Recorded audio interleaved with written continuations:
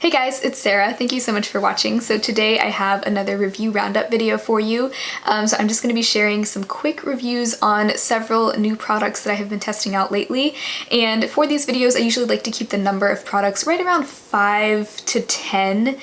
So today I have 6 products to share with you, 3 makeup products, a skincare product, and 2 hair products. So let's go ahead and get started with the makeup products. The first makeup product that I have been meaning to review for the longest time, and I'm finally getting around to it. I've had this mascara open for probably like 2 months at this point.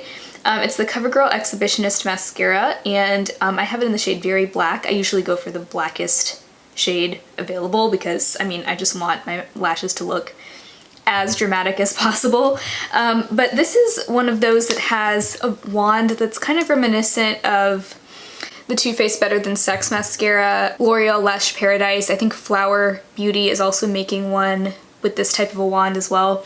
Kind of a like natural bristle wand. It's got that sort of hourglass shape. I'm wearing this today, and it's the mascara that I've been wearing on my lashes for the last like 2 months worth of videos. And I do like it. However, I did actually hold on to my Flower Lash Warrior mascara. That's the one I had before this one. And so there was still actually a decent amount of product left in the Flower Beauty one. I had just already retired it and moved on since I'd had it open for 3 months. But at the point that I tested them side by side, it had only been a little over 3 months, so I felt fine using it one more time just for the sake of testing them. And I really wasn't expecting there to be much of a difference between the two. There is actually quite a noticeable difference between the Flower side and the Covergirl side. And really the main difference is that my lashes with the Flower one are noticeably longer. I do still really like the effect that this gives. It does add a really nice amount of length and volume without being too clumpy. Unlike the Covergirl Supersizer mascara, I felt like I had a hard time using that one without getting like a ton of clumps in my lashes and then not being able to work through the clumps. This one does give your lashes a little bit of clump, enough to where you can see quite a bit of volume, but it's not like giant, like clumping your lashes together into like 4 big lashes, you know what I mean? So it's a little easier to work with for me than the Supersizer, but it's still not quite as lengthening as the Flower Beauty one. And I felt like between the Flower one and this one, I was getting the same amount of volume. But it's kind of like comparing apples and oranges though, because this has such a different type brush. So it's gonna be a different experience using this one. But I feel like I did try the Too Faced Better Than Sex mascara years ago, and I didn't like it. I don't remember liking it, and that's because I had a problem with it kind of flaking and smudging on my eyes, like no matter what happened. Like I didn't even have to be that active that day, and I would still end up with like just little flakes on my skin, like smudges and stuff. So this one I don't have that problem with. Now if I'm rubbing my eyes, yeah, I'm gonna get some smudging. It's not like waterproof, but I do feel like it could be a good alternative to the Too Faced Better Than Sex if you like this type of a wand, because it really does make my lashes look nice. I can't argue with the way that it looks on my lashes. It's just that I still like the Flower Beauty one slightly more. I do want to keep trying more Covergirl mascaras because they're just known for their mascaras, and so far I've only tried this one and the Supersizer, so I may try like the famous Lash Blast one next, or they've got some really interesting looking ones too, like in like cool looking tubes and stuff. So there's more to explore from Covergirl. So far I've had good experiences with both, but I want to keep trying more. So the next product I wanted to review is the e.l.f. Ultra Precise Brow Pencil, and this is another one of those little micro tip brow pencils. My personal favorite style of brow pencil is this like very slim pencil, and it does, like most, come with a spoolie on one end and a retractable pencil on the other. I have it in the shade Taupe, which is typically the type of shade I go for, kind of a cool, light taupe color. I definitely prefer a cool brow color. I don't like when brow colors pull too warm.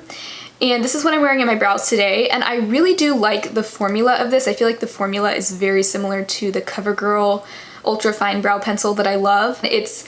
It's like they're not too stiff, but they're not too creamy either. So it deposits just the right amount of color in my brows. It's really easy to draw on and make it still look natural. The one thing that's keeping me from liking this one equally to the Covergirl is the shade. I feel like the shade pulls just a little bit warmer than the Covergirl one. And I can even see it a little bit when I swatch them side by side on my hand. The Covergirl one is just slightly cooler.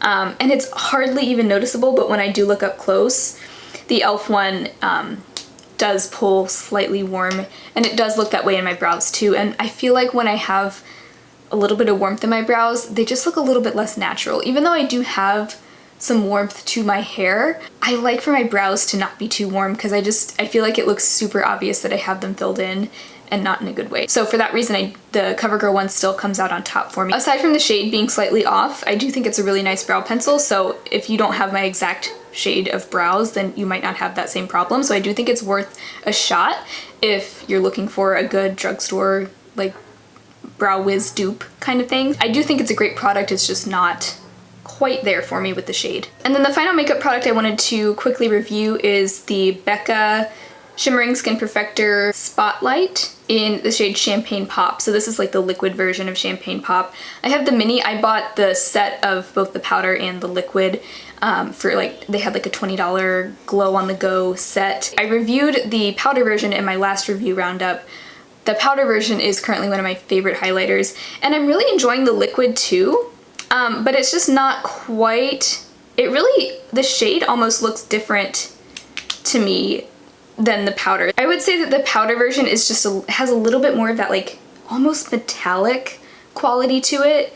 It's a little bit more opaque and it goes on looking just a little bit more intense. I do feel like the liquid version is a lot more subtle on the skin than the powder, but it's still beautiful.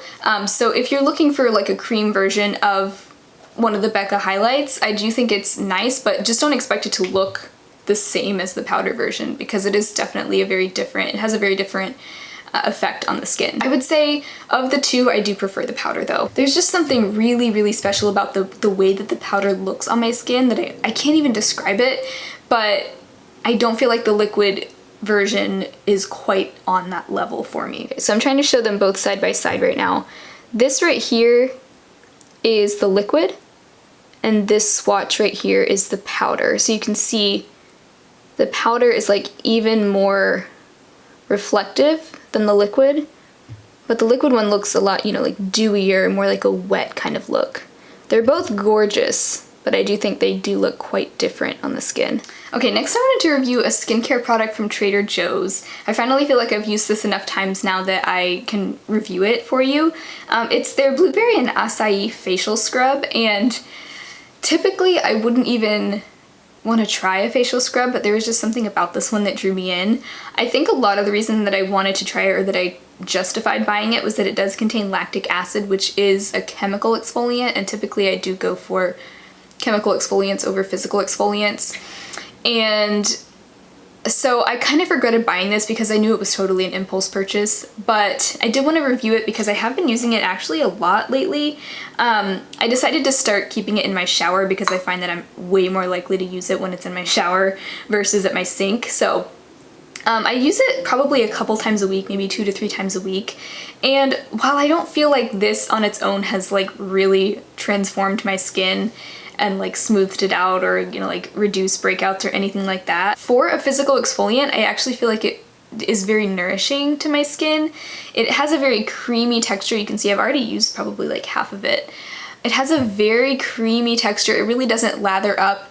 And I think that the physical exfoliating particles are actually like blueberry seeds. I don't find it to be overly harsh because there aren't like a ton of those scrubby particles. So I actually feel like it's like, it doesn't leave my skin feeling stripped or anything like that. It does give me a nice little scrub feeling, but then once I rinse it off, my skin feels actually kind of hydrated. So as far as physical exfoliants go, I feel like this one I don't hate like I thought I was going to.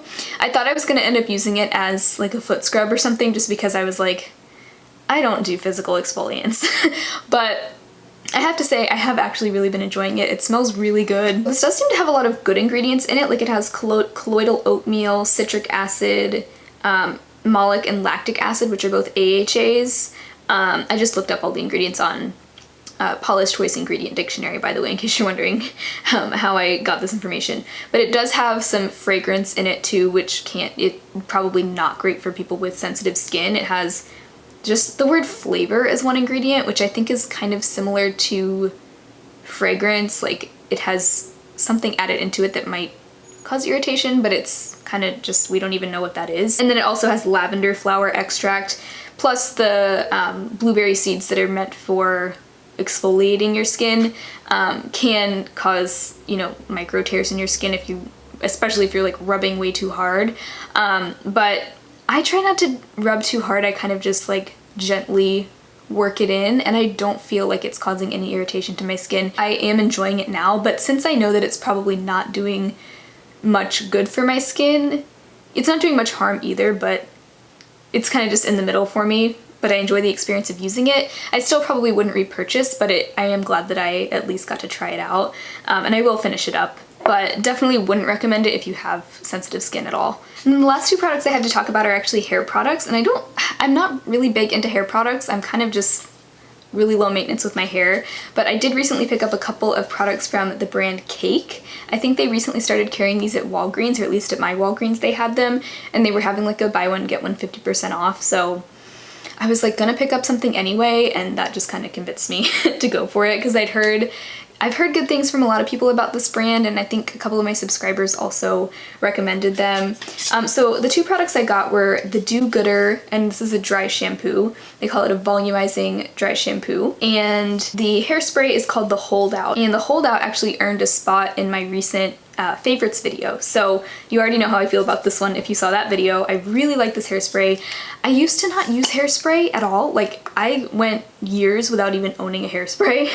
But I thought, you know, it's probably about time that I at least had a hairspray in my arsenal just for when I want my hairstyle to last a little bit longer. My hair holds a curl pretty well. This is second day hair here, and I did actually use this yesterday when I curled my hair. So, you know, you can see the waves are kind of falling now, but that's normal for me. The thing I really like about this is they describe it as a flexi hold hairspray, and I would agree with that. It's very light hold. You can't even tell you're wearing hairspray. Like it goes in very soft, and you can still work your fingers through your hair. It doesn't feel crunchy or hard or anything like that. So if you're looking for like one of those like crunchy hairsprays, this is not gonna be for you. But if your hair already holds a curl pretty well or holds a style pretty well, it's almost like it adds texture and like volume to my hair in a way. But I feel like it does help the style last a little bit longer, and it just kind of finishes off my style really nicely. So I do recommend this if you like a very flexible hold hairspray. And the dry shampoo I do like. I actually feel like I'm almost done with it already, but I actually could use a little bit of dry shampoo right now. So I'll go ahead and do that, because like I said, we're on second day hair and I haven't applied any dry shampoo yet today. So I usually kind of just lift up one section at a time, and I do about like 6 sections total. First of all, both of these products smell really good. They smell almost like sweet, like vanilla or like baked goods, but not in a weird way. You can see that definitely added a lot of volume too, and I don't necessarily use dry shampoo as dry shampoo anymore. I used to, and I've kind of just realized I'd rather just wash my hair. They don't really do much for me in terms of like soaking up oil or anything. They definitely do at first, and it may last a couple hours, but then by the end of the day, my hair's just looking worse than it did at the beginning of the day anyway, which is what it would look like even if I hadn't used dry shampoo at all. But I do feel like they say that this is a residue-free, quick cleaning, bounce boosting, and style extending. That's a tongue twister. And it is volumizing, which I find is true for a lot of dry shampoos, especially the ones that are in these like aerosol containers. As a volumizing and texturizing product, I do really like it, but don't expect it to like soak up the oil in your hair when you have really greasy hair and then make your hair look super clean like all day long, because it really isn't. It might make your hair look clean for an hour or two, but then after that, your hair's still gonna look like it needs to be washed, you know what I mean? So that's kind of my philosophy on dry shampoo anyway, so maybe take what I say with a grain of salt, because I've kind of just figured out that I'd rather just wash my hair when it's dirty, you know? But I do really enjoy this as a texturizing product, and I find myself using it a lot just to add volume to my roots, because I do need volume a lot because I have very fine hair. So really enjoying both of these, and I don't feel like this dry shampoo leaves my hair feeling like gritty or anything. Like my hair just feels very soft and clean right now. So I kind of want to try more from this brand now. I've also heard that their lotions are really good. They make like lotions and hand creams and all sorts of products. So I feel like I've just barely scratched the surface with this brand and I'm kind of intrigued. Also, I just love their aesthetic. It's so fun. So, and I feel like you don't find this kind of like fun, cute aesthetic with a lot of cruelty-free hair products. A lot of them are just like very boring, I guess. Boring and like natural. I like for my hair products to look fun and to smell good and to like make my hair smell good for a long time and not just like, I don't know, you know what I mean? Definitely check your Walgreens to see if they're carrying this brand now, because I think it's pretty new to Walgreens, but I was really happy to see it there and to see another cruelty-free hair care brand there, because they don't have a ton in the way of cruelty-free hair care at a lot of drugstores, honestly. So very excited about that brand and really enjoying both of those products. So that is it for today's review roundup. I love doing these videos. They're just so fun, such a fun way to kind of share my thoughts on a bunch of makeup products at one time and just get my thoughts out there in case you were curious about any of them. So if you did enjoy this video, I would love to have you subscribe to my channel. I try to do these videos monthly or so, just depends on how many products I'm testing out, but I hope to see you again very soon, and I will talk to you guys next time. Bye.